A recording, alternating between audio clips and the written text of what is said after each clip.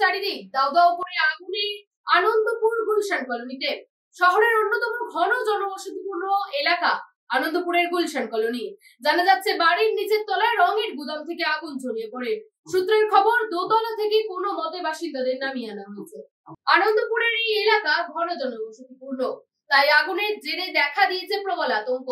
পাশের নির্মীয়মান বহুতলেও আগুন লেগেছে বলে জানা গিয়েছে। ঝলসে কালো হয়ে গিয়েছে বাড়িটি। প্রাণহানি বা ক্ষয়ক্ষতির খবর এখনো পর্যন্ত পাওয়া যায়নি। আবার আসছি পরবর্তী সময়ের গুরুত্বপূর্ণ কিছু খবরের আপডেট নিয়ে। ততক্ষণ চোখ থাকুক এই বেলা বাংলার উপর।